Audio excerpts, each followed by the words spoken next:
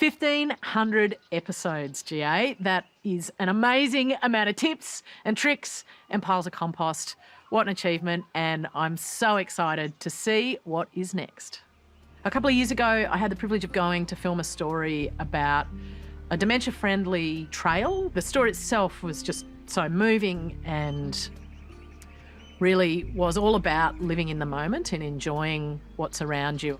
When I saw the final story, the one that went to air, I was absolutely gobsmacked. I knew it would be beautiful. We'd all felt like it was really special to be there. But at the end of the story is this beautiful moment where the sound recordist and the camera operator had recorded this moment with this beautiful couple that I hadn't seen. You know, I was chatting to people and they'd recorded this amazing moment.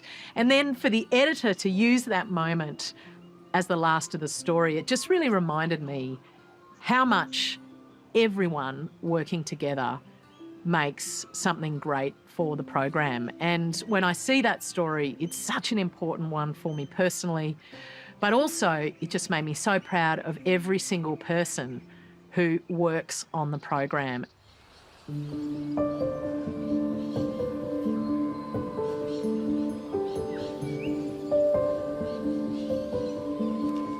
This is Woowookarung Regional Park. It's outside of Ballarat, about an hour west of Melbourne. Woowookarung means place of plenty, and it's home to an Australian first, a kilometre-long dementia-friendly forest and sensory trail. And today I get to meet the people who've worked together to create it.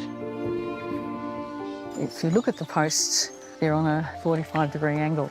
And when you use them... Do you want to show me how? I'll show you. Here, Mel, I'll take you. You just lean back. I guess it just turns the experience on its head, in a way.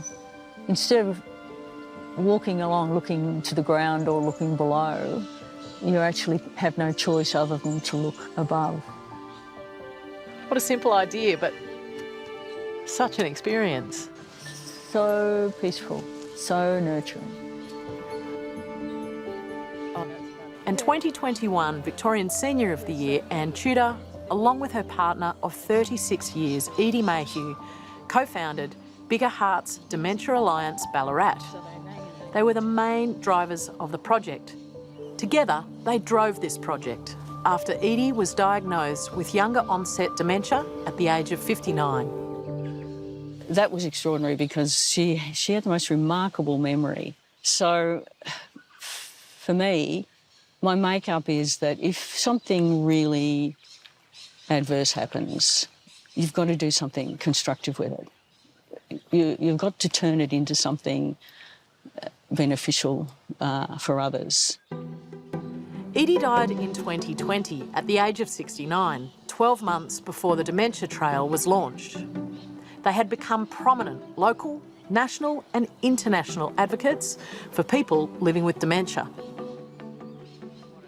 I think what we intended to do and what Edie fits into the story is that we wanted people to experience Woowookarung and the Dementia Trail in a different way.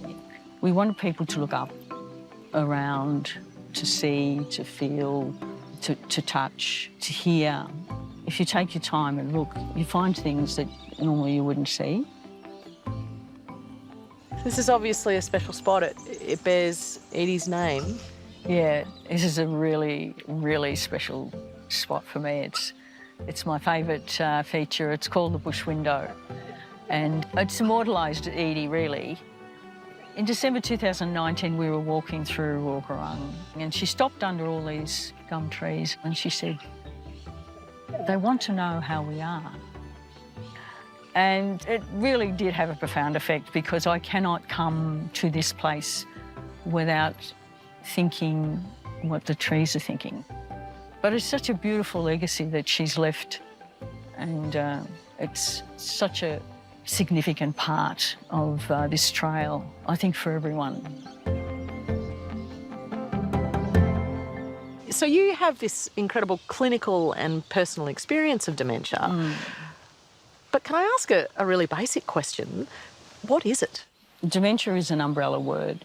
And what it really does is it describes a lot of neurocognitive conditions that show progressive decline in a person's day-to-day living. That's, you know, the basic explanation of it. So Alzheimer's is the most common, but there's more than 100.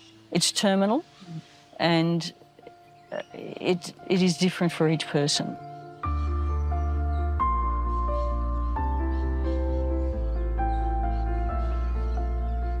In 2018, Parks Victoria invited project ideas to transform part of a 600-hectare area into an inclusive community space. Parks Victoria, the Department of Health and Human Services and Anne successfully applied for a grant from Dementia Australia.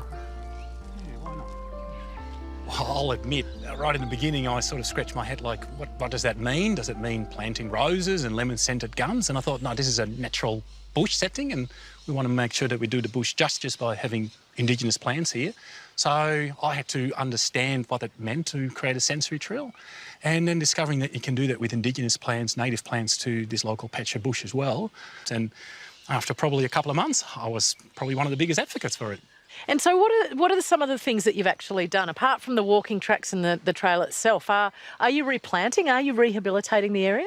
So we've planted in total about 4,500 seedlings with people with living with dementia, and also school groups and staff and working for Victoria teams that we had here.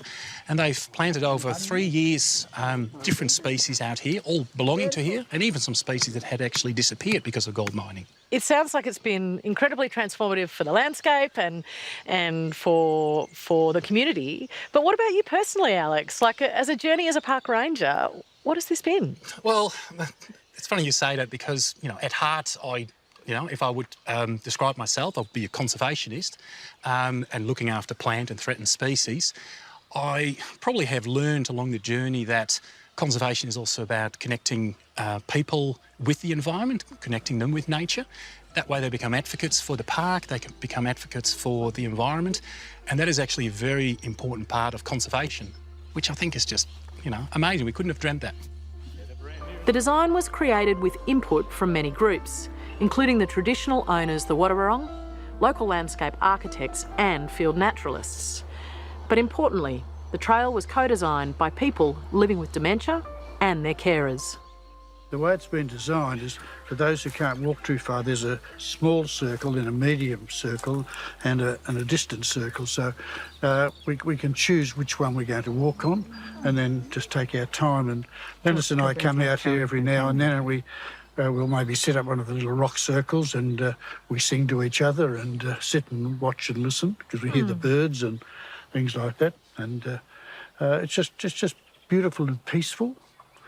How can anyone have anger or feelings of doubt when they're sitting in an environment like this? Yeah. It's just so beautiful. And it sounds like it's not just for people who are living with dementia, David, it's for you as a carer as well. It's been important. Because sometimes it's the carers who need just a break and a bit of peace and quiet, and also a place to share. And just to take the sound of your bigger and so even though we might not be able to understand Lennis, you can tell by the tone of her voice if she's happy or not. So Lennis can understand everything we say. It's just that we have a problem. We can't always understand what she says. Yeah. But we make ourselves understood, don't we, love? Just need to give people a little bit more time, and just to treat them as you would any other person. And for you personally, obviously this has lived on beyond Edie's life, yes, and it will go on beyond yours. What does it feel like to be part of something extraordinary? This is really a very nurturing place, and it gave me something that was so moving for me personally to do for others.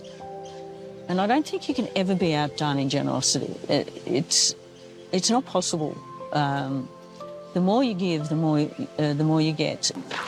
Love you tender, love you sweet, never let me go. And it's just a beautiful, beautiful idea, and we're just so thankful it's come to fruition, because I want to keep it as long as I can. I've already loved it for 65 years. I want quite a few more yet. Oh, my darling, I love you, and I